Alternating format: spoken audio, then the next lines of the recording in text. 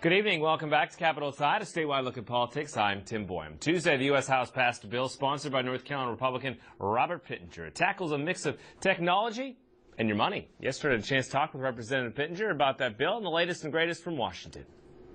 Congressman Pittenger, great to have you on the show from our nation's capital. Thank you so much. First, describe your bill for us if people haven't heard about it. Well, our Reg D Bill is a real good consumer bill. It was an outdated regulation that was placed in the 1980s, 30 years ago. Put a requirement that you could only have 6 transfers out of your bank account from savings to checking. Well, that's really outmoded. We're in an electronic age. So this was a study bill for the Government Accountability Office and would allow them to study and see how many transfers are possible. We have to maintain certain monetary reserves in there for the Federal Reserve, but we feel like this is a very doable bill. It passed in the committee, and of course it now passed in the House unanimously yesterday. So this impacts individual bank accounts as well? Yes, absolutely. That's what it's for. It's a consumer-driven bill. It says that you won't be charged extra by transferring more than 6 transfers out of your account. Right now you will be. And so, I mean, there's certain accounts that do and certain don't. It's very confusing, but for the most part, most consumers have to pay an additional fee if they transfer more than 6 times out of their account, and this will lift that to a number that is more reasonable, and the Government Accountability Office will help determine that. Was the original purpose for this just stability? Is that what we were getting at before within the financial backing of this country? Absolutely. The purpose was through the monetary system was to make sure that we had enough reserves, financial reserves inside our financial institutions. Well, with everything done now electronically, that's very easy to monitor. So this will not be a problem, and we should be able to get this done and give some relief to the American consumers. It's surprising in some ways that it has been this long since a bill like this came up. I mean, I guess, how did you come up with wanting to do this, and what has taken so long in some instances? It's crazy to me. There's so many regulations out there. I try to do everything inside the financial service system that I can to bring relief to small consumers, to allow the flow of capital to be there so that it's approachable and we don't have the government micromanaging our systems. And this passed the House, obviously, unanimously. I mean, so it appears this is got clear sailing on the Senate side as well? You would hope so, but as you recall, we passed 387 bills out of the House, many bipartisan like mine, who have gone to the Senate and sit on Harry Reid's desk. We're negotiating on a number of financial service bills that we hope that we can get passed, that have all passed with full bipartisan support. All right, let's move on to some topics of the day, I guess, as well. Ashton Carter is said to be the pick for President Obama for Department of Defense Secretary. What's your take on this pick, if it is indeed end up being that? Well, what I've heard from Mr. Carter is good. It is of some obvious concern to me that the President has already gone through 3 Secretaries of Defenses. He's had several turn down the option more recently.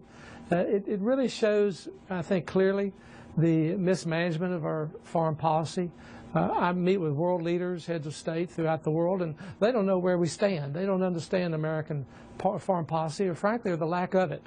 We have no real commitments out there that our adversaries or our friends really understand who we are and what our commitments are. So I think that we need a certainty. The new Secretary of Defense, his role is, of course, to enact the will of the Commander-in-Chief. We hope that we will have greater clarity from the Commander-in-Chief over the next 2 years, and that this new Secretary of Defense will be able to give good, sound capabilities for America's security. So you think Carter is a pick that could get through a process, basically, at the Capitol? Well, a number of folks who have worked with him for many years like him, and we'll see how that process works its way out. But the first indications have been very favorable, and he has had good reports. All right, let's talk about immigration. There's some talk about the House trying to undo the executive action that the president took. There's some talk, I guess, about when that might happen. I'm assuming you're in favor of any efforts to try to undo that? Well, certainly. Clearly, this is a crisis of our Constitution. Our founding fathers never designed for the president to be able to have these types of egregious executive orders. He's taken it exponentially to impacting policy unlike any other president. So I think in every way we can, we should restore the balance of power. This is what this is really about. If the president, like a monarch, can change a law according to his own design and wishes, in this case, he can do that in any other case, whether it's tax policy or dealing with any fiscal issue, budget issue of our country. So this is an important factor, and frankly, we're concerned, of course, of the impact of what will happen with allowing 4.5 million people to be legal here now in this country. It will open up our borders.